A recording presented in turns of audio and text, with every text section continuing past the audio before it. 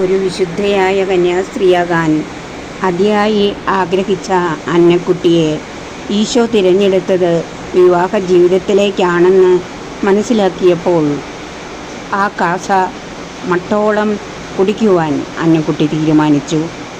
പരിണിത ഫലമോ ആതിഥ്യ മര്യാദയിലൂടെയും പ്രേക്ഷിതത്വത്തിലൂടെയും താൻ ചെന്ന കുടിയേറ്റ പ്രദേശമായ മലബാറിലെ പേരാമ്പ്ര കുളത്തുവയൽ പ്രദേശത്തെ കീഴടക്കുവാൻ അന്നക്കുട്ടിക്ക് കഴിഞ്ഞു.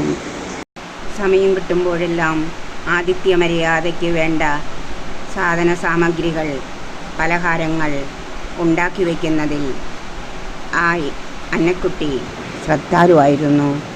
പുറത്തുനിന്ന് കാശ് കൊടുത്ത് മേടിക്കുന്നതിനേക്കാൾ വീട്ടിൽ താൻ അധ്വാനിച്ചുണ്ടാക്കുന്ന പലഹാരങ്ങളും അതുപോലെ ചോറിനുള്ള വിഭവങ്ങളും സ്റ്റോക്ക് വയ്ക്കാൻ ഉള്ളവ ഉണ്ടാക്കി വച്ചിരുന്നു.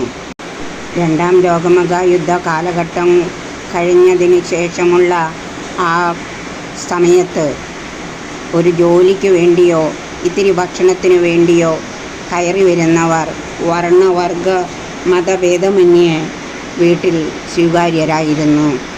മാർത്തോമ ക്രിസ്ത്യാനികളുടെ എല്ലാ വിശേഷങ്ങളും അവരുടെ കുടുംബം സമുചിതമായി കൊണ്ടാടി വന്നു. അപ്പോഴെല്ലാം വീട്ടിലെ അംഗങ്ങളോടൊപ്പം ഇവർക്കെല്ലാം അതിൽ ഒരു ഓഹരി ഉണ്ടാവും. അപ്രകാരം തന്നെ അവരുടെ വിശേഷങ്ങൾക്ക് ചിലവിനുള്ള വകകൾ ദാനമായും സമ്മാനമായും കൊടുക്കുമായിരുന്നു. നാനാജാതി മതസ്ഥർക്ക് എപ്പോൾ വേണമെങ്കിലും എന്തു സങ്കടങ്ങൾക്കും നിവാരണം നൽകുന്ന ഭവനമായി അന്നക്കുട്ടിയുടെയും സ്കറിയയുടെയും. അന്നക്കുട്ടി തന്നെ സമീപിക്കുന്നവരെ അപഗ്രഥിച്ച് അവരുടെ പ്രശ്നങ്ങൾ മനസ്സിലാക്കി അവർക്ക് ഒറ്റമൂലിയായി നൽകുന്നത് പ്രാർത്ഥനയും ധർമ്മദാനവും ഉപദേശവുമായിരുന്നു. ഇതിൽ അന്നക്കുട്ടി അഗ്രഗണ്യായിരുന്നതിനാൽ വീട്ടിൽ വരുവാൻ അയൽക്കാർക്കും ആശ്രിതർക്കും ആ നാട്ടുകാർക്കും അധികാര സ്ഥാനങ്ങൾ വഹിക്കുന്നവർക്കും ഉദ്യോഗസ്ഥന്മാർക്കും വലിയ താൽപ്പര്യമായിരുന്നു. ആതിഥ്യ മര്യാദയോടെയുള്ള ഇവരുടെ പെരുമാറ്റം ഏവരും ഇഷ്ടപ്പെട്ടിരുന്നു. അന്നക്കുട്ടിയും സ്കറിയയും തങ്ങളുടെ ദാമ്പത്യ ജീവിതത്തിൽ പരസ്പരം ബഹുമാനിക്കുന്നതിനും ആദരവ് കാണിക്കുന്നതിനും മുന്നിട്ടു നിന്നിരുന്നു.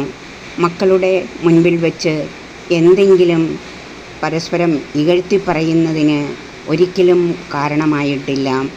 അവരുടെ സ്നേഹവും പരസ്പര ധാരണയും ഐക്യവും മക്കൾക്ക് പ്രചോദനാത്മകമായിരുന്നു. എന്തിനേറെ അവർ തമ്മിൽ ഒരിക്കലും പേര് വിളിച്ചിരുന്നില്ല.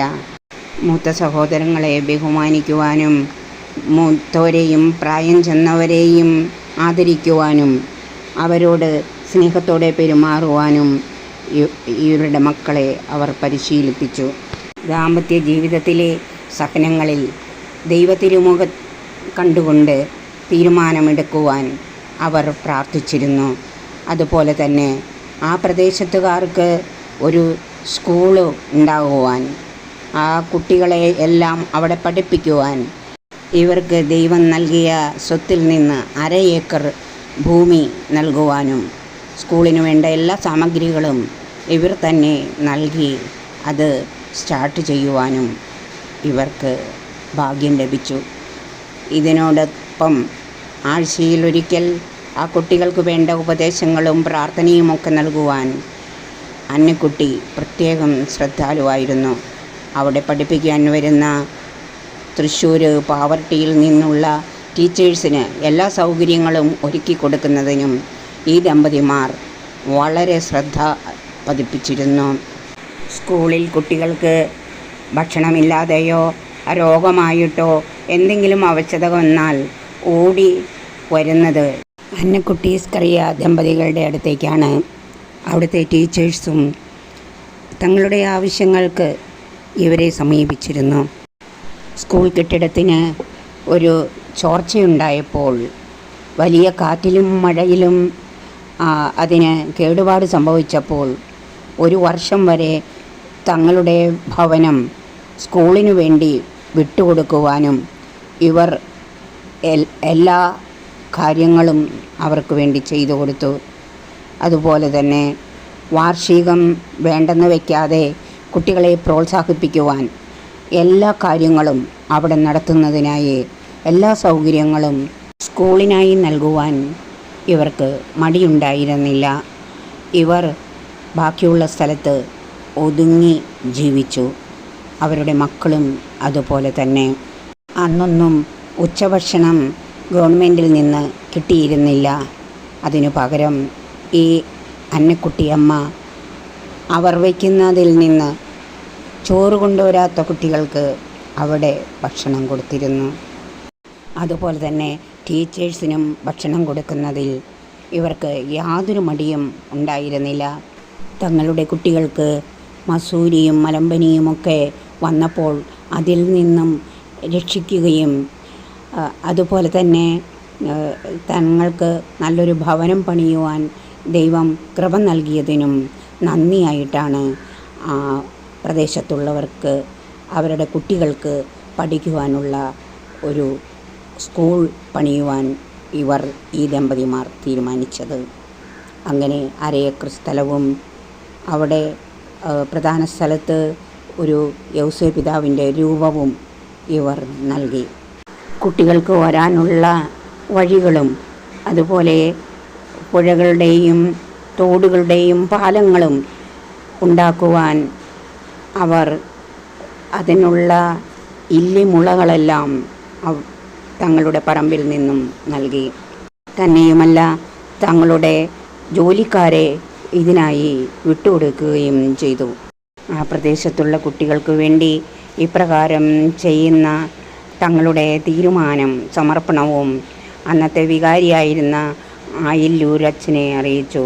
റവറൻ ഫാദർ മിറാണ്ട ആയില്ലൂർ ലത്തീനച്ചൻ ആയിരുന്നു പ്രസ്തുത സമയത്ത് അവിടുത്തെ വികാരി.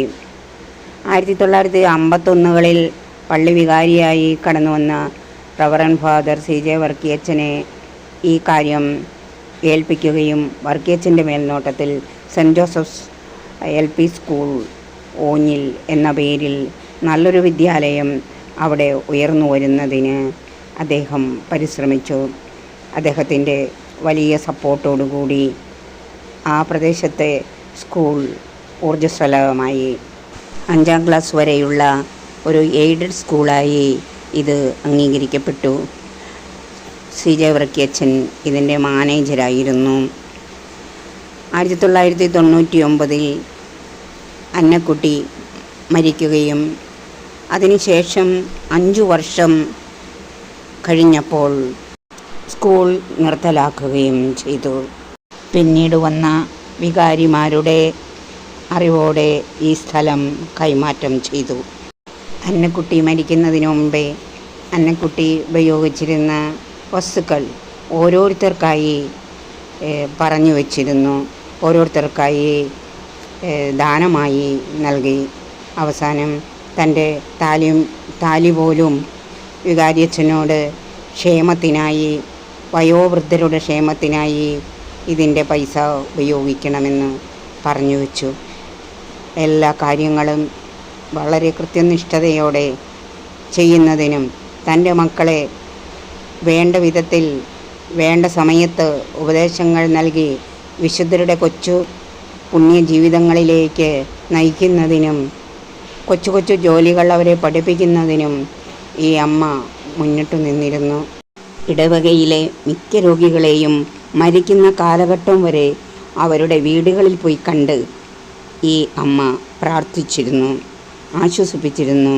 അപ്രകാരം വീടുകൾ തോറും പ്രാർത്ഥനാ കൂട്ടായ്മകൾ നടത്തിക്കൊണ്ടു പോകുന്ന കാര്യത്തിലും ഈ അമ്മ മാതൃകയായിരുന്നു. തീക്ഷ്ണതയിൽ മാന്യം കൂടാതെയുള്ള മുന്നേറ്റമായിരുന്നു അന്നക്കുട്ടിയുടേത്.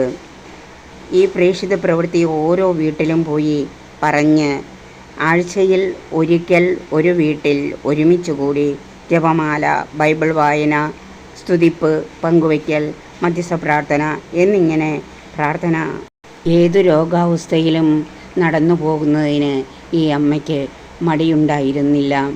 തൻ്റെ മക്കളെയും പേരക്കുട്ടികളെയും ഇതിനു വേണ്ടി കൂടെ കൂട്ടുമായിരുന്നു, പ്രോത്സാഹിപ്പിക്കുമായിരുന്നു.